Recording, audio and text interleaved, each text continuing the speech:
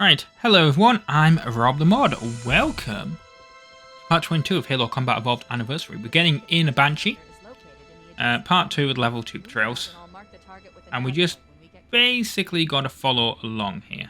Or not really, to be fair. It just has us actually go back onto this thing. Now, I didn't mention this in the last two parts of this, because obviously I didn't mention anything when I was in the prologue, and I didn't mention it in the last one. I also love how I kind of got these guys kind of stuck from coming out of here. That was kind of funny. But yeah, this, if it's not obvious, we're going back now. So this is assault on the control room, but it's reversed. And I kind of wish, I know why they didn't do it, because it wouldn't have made any logical sense. But I kind of wish with the anniversary graphics, because they added those arrows on the ground, because they weren't there in the original version of the game. But I kind of wish that they'd reverse the arrows. But I mean, it's not difficult, you just got to remember to follow the arrows backwards. But yeah, I just wish they had swapped them.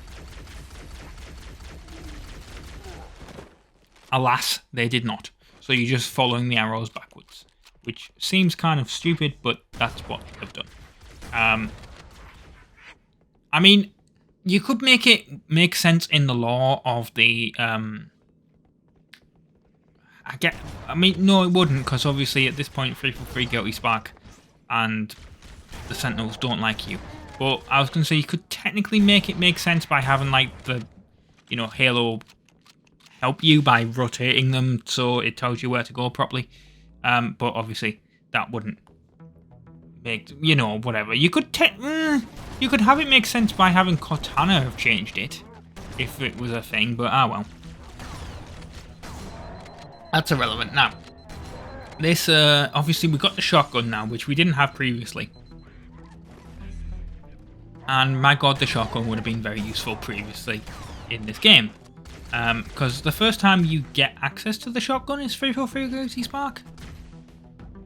Feel that's correct? You don't get access to it earlier in the game, do you? No, I'm pretty sure you don't. I seem to remember reading that. Although, even if you're playing on Legendary, you don't actually get access to the shotgun to the library, I believe. Which is kind of interesting. But yeah, we've got to fight both the Flood and the Covenant on this level, and the rest of the levels in the game. Which makes this kind of really annoying, because obviously, the first part of the game, you're just fighting the Covenant. And then you had that masterful reveal. Masterful, that's what I said. I feel like I said it way too quick. Obviously, I don't know what I sound like when I listen to these.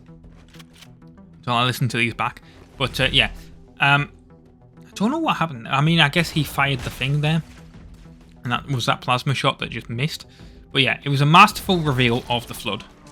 As they just, you know, go to explode my face there. And then,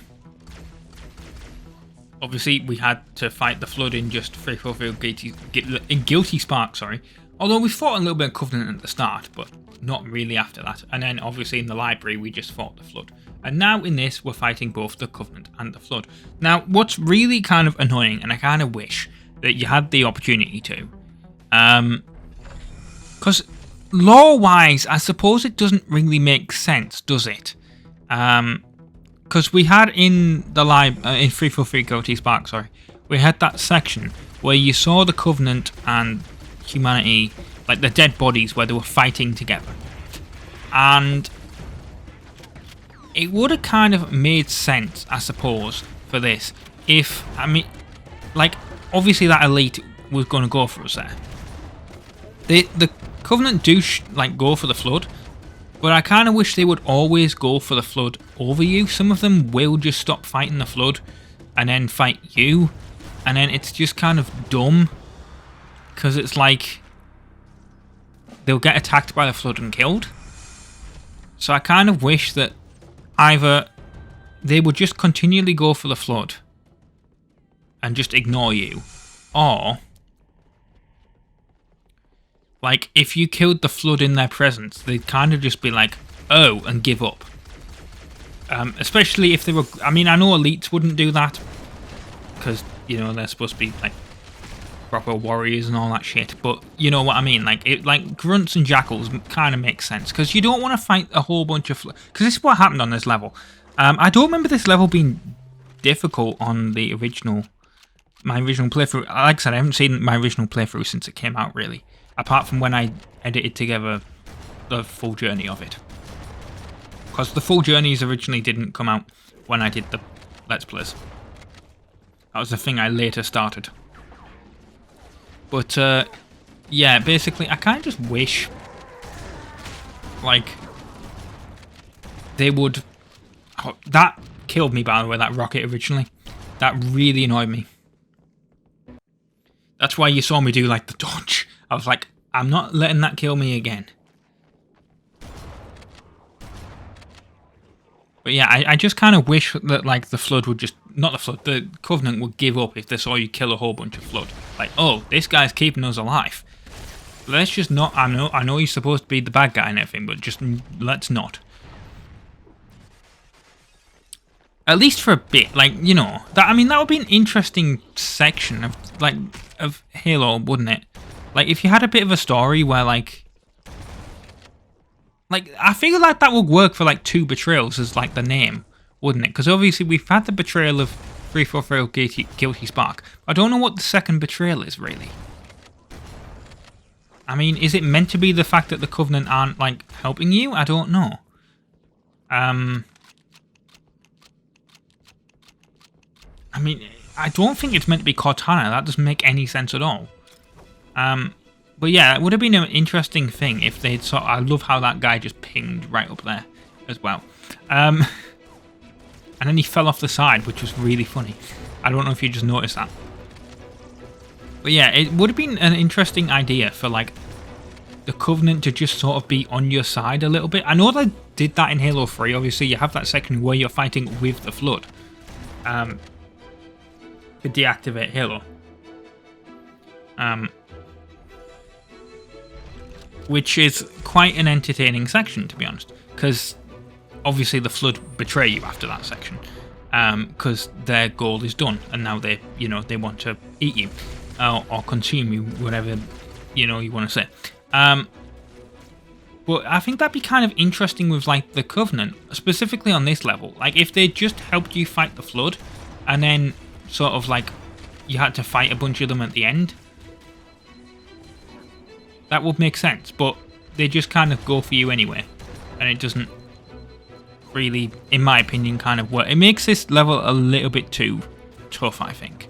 Or it could have, like, made it, like plot-wise, that would have been pretty good, because you could have eased in the Flood versus Flood and Covenant, like, attacks together for the last two levels, and I think that kind of makes more sense.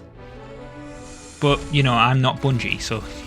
And obviously it was not done, so... Yeah. Ah, well.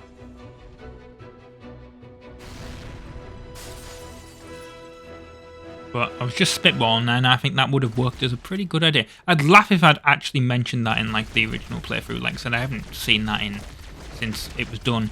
Apart from when I briefly edited together the full journey, and even on that, when I say, like, briefly, so, like, when I did that, like, all I really did is when I do the full journeys, all I really did is, with the early ones, I know they're not on YouTube now, like,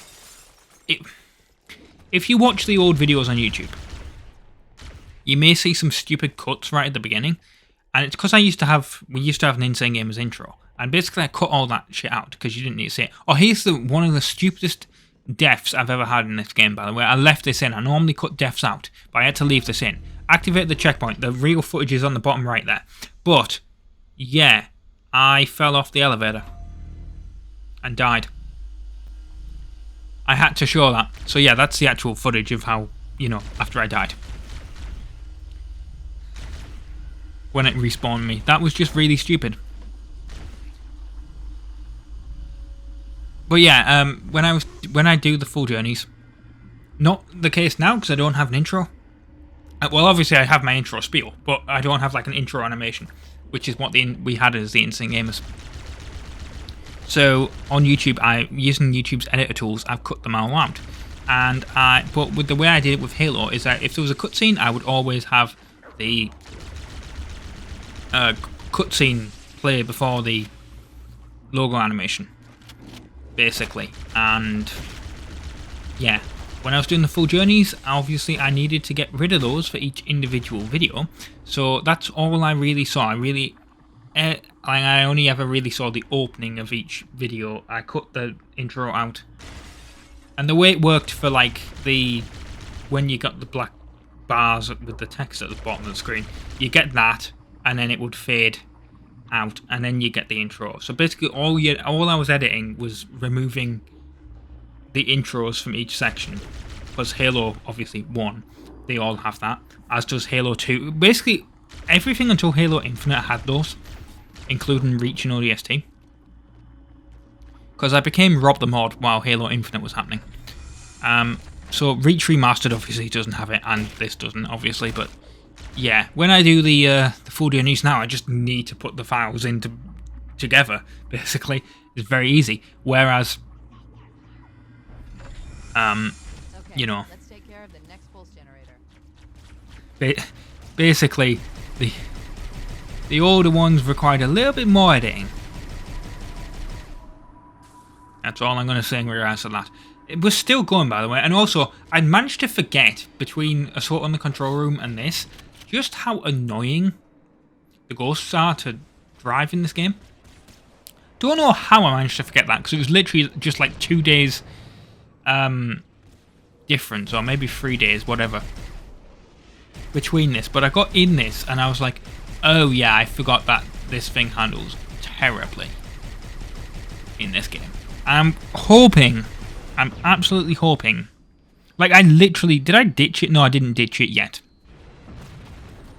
But I'm just hoping that like the Ghost in Halo 2 handles a lot better than this. Because I don't know what I'm going to do if it handles terribly. Because I seem to remember like it handling a lot better. And I really should have took this Warthog there, to be fair. And why? Because then I would have had Warthog driving practice for the last level of the game. Because obviously the first time you drove a Warthog in this game, it was bloody in, you know, the second level of the game, Halo. So in the mall, you drive the Warthog again. And by that point, I mean, it had been bloody 6 months between... I mean, this is the first game that I ever... Well, no, is it? I'm trying to remember if the first couple of episodes of this were even recorded with this capture card, actually. I'm trying to remember if Truth and Reconciliation is the first one that was recorded with if it was recorded with the 4K 60 or if it was recorded with the HD 60. I know obviously I mentioned that in the other part of Two Betrayals. In part 1, and I was kind of like, this is irrelevant to Halo, but I'm not sure if it is irrelevant to Halo actually, now that I think about it. Because yeah, I'm trying to remember if Pillar of Autumn and Halo were recorded with the old capture card or not. I feel like they were, but I could be wrong on that. Obviously Halo Reach Remastered was. But yeah, anyway, so it's been... Yeah, I think they were, because I started playing it before I'd even got this room redecorated, I think. Or while it was in the middle of redecorating. Just remembering things while I'm doing this. Because it has been a very long time since I played those. The way that was working was I was just... Did I explain it? I think I explained it. Basically, I mean, I may have to explain it in the next part due to the length of this, but basically... if you're unaware, Reach Remastered, because I was getting my entire room like redecorated, everything was getting done, like wallpaper. Well, there's no wallpaper, but like painting. The actual like walls themselves had to get replastered. Carpet, painting the wall. I said painting the walls, didn't I? And then new furniture. Literally everything new furniture. I had to. I couldn't record any footage. Well, I could record footage, but I couldn't do any live commentary because I moved my computer into the other like room. But with no desk or anything, it was just like a really awkward situation where I couldn't have the microphone anywhere. So I was just like, I'm going to play through all of Halo.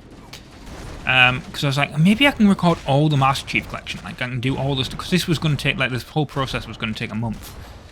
Because I beat Halo Reach in about 2 days, because I realised my Xbox Live Game Pass was going to run out and I needed it.